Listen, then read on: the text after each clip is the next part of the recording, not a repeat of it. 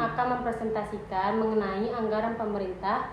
Sebelum itu, izinkan kami memperkenalkan diri terlebih dahulu. Perkenalkan, nama saya Mirna Afriani. Saya Marsanda Triasfarina. Presentasi yang pertama akan dimulai oleh Marsanda Triasfarina. Anggaran pemerintah. Anggaran pemerintah adalah dokumen formal hasil kesepakatan antara eksekutif dan legislatif tentang belanja yang ditetapkan untuk melaksanakan kegiatan pemerintah. Berdasarkan jenisnya, anggaran dibedakan menjadi dua, yaitu anggaran APBN dan anggaran APBD. APBN bagi pembangunan dan pertumbuhan ekonomi. Yang pertama, mendorong pertumbuhan ekonomi. Yang kedua, meningkatkan kesejahteraan masyarakat. Yang ketiga, sentralisasi fiskal. Yang keempat, mengelola utang negara. Yang kelima, meningkatkan investasi. Peran APBN dalam perekonomian masyarakat luas, yaitu pertama, sebagai sumber pendanaan.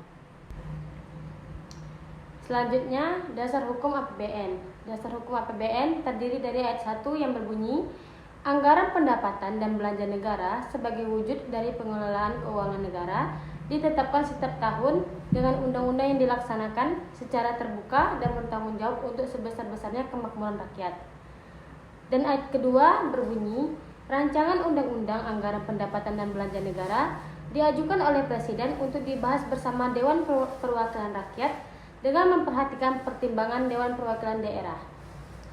Dan ayat ketiga berbunyi, apabila Dewan Perwakilan Rakyat tidak menyetujui perancangan anggaran pendapatan dan belanja negara yang diusulkan oleh Presiden, pemerintahan menjalankan anggaran pendapatan dan belanja negara yang lalu. Sedangkan dasar hukum APBD terdiri atas Undang-Undang Nomor 32 Tahun 2003 tentang Pemerintahan Daerah. Dan yang kedua, Keputusan Menteri Dalam Negeri Nomor 29 Tahun 2002 tentang pedoman pengurusan pertanggungjawaban keuangan daerah serta tata cara pengawasan, penyusunan dan perhitungan APBD. Dan yang ketiga, Undang-Undang Nomor 33 Tahun 2003 tentang perimbangan keuangan antara pemerintah pusat dan pemerintah daerah. Dan yang keempat, PP Nomor 105 Tahun 2000 tentang pengelolaan dan pertanggungjawaban keuangan daerah. Siklus APBN.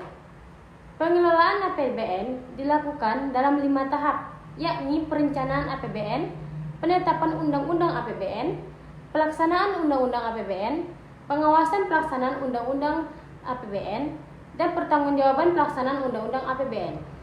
Perencanaan APBN. Perencanaan APBN terdiri atas 10 tahap, yakni penyusunan kebijakan makro, proyeksi pendapatan, penetapan prioritas, penyusunan rencana belanja, pemantauan dan evaluasi, pengawasan parlemen, pelaksanaan, pelaporan dan akuntabilitas, evaluasi pasca fiskal, dan perencanaan jangka panjang. Selanjutnya, perencanaan APBD terdiri atas 10 tahap, yakni penyusunan kebijakan ekonomi makro, proyeksi pendapatan, penetapan prioritas, penyusunan berencana belanja, pemantauan dan evaluasi, pengawasan legislatif, pelaksanaan, pelaporan dan akuntabilitas, evaluasi pasca fiskal, dan perencanaan jangka panjang. Fungsi perencanaan APBN, yakni yang pertama mengatur pengeluaran. APBN memungkinkan pemerintah untuk mengatur serta memprioritaskan kebutuhan agar sesuai dengan keperluan dan pengeluaran nasional. Dan yang kedua, mencapai tujuan ekonomi dan sosial. Yakni yang dimaksud dari mencapai tujuan ekonomi dan sosial, APBN serta pemerintah bekerja sama untuk mencapai suatu tujuan, yakni tujuan untuk meningkatkan kesejahteraan serta mencapai tujuan nasional lainnya. Dan yang ketiga, menstabilkan ekonomi.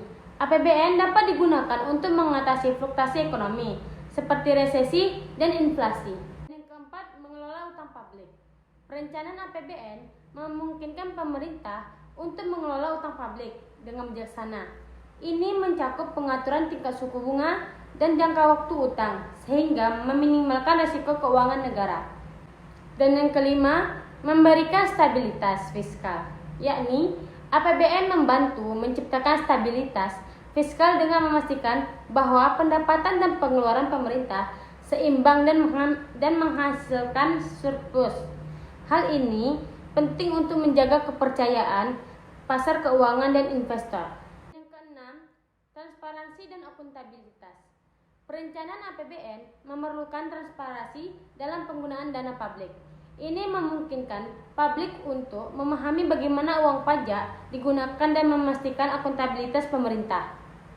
Fungsi perencanaan APBD, yakni yang pertama mengatur pengeluaran, mencapai tujuan pembangunan, mengatasi kemiskinan, memberdaya masyarakat, transportasi dan akuntabilitas, pengelolaan utang daerah, perkembangan ekonomi lokal, pemberian pelayanan publik, pengelolaan resiko ekonomi, dan pengawasan legislatif. Prinsip dan azas penyusunan APBN, yakni terdiri atas prinsip keseimbangan, prinsip kepentingan umum, prinsip kepastian hukum, prinsip transparansi, prinsip efisiensi, prinsip keberlanjutan keuangan, prinsip kepemilikan dan pertanggungjawaban, prinsip pencapaian tujuan, prinsip repulsif, dan azas keberlanjutan fiskal. Prinsip dan azas penyusunan APBN terdiri atas prinsip otonomi daerah, prinsip keterbukaan dan partisipasi, prinsip keseimbangan, prinsip keadilan, prinsip efisiensi, prinsip kepatuhan hukum, prinsip pertumbuhan ekonomi, azas keseimbangan, dan azas keterbukaan dan akuntabilitas. Selanjutnya, sumber APBN. Yang pertama, pajak. Pajak adalah sumber pendapatan utama dalam APBN. Ini termasuk pajak pendapatan, PPN, pajak properti, pajak bahan bakar, dan pajak jenis lainnya. Pendapatan pajak diperoleh oleh warga, perusahaan, dan entitas lainnya yang terutang pajak.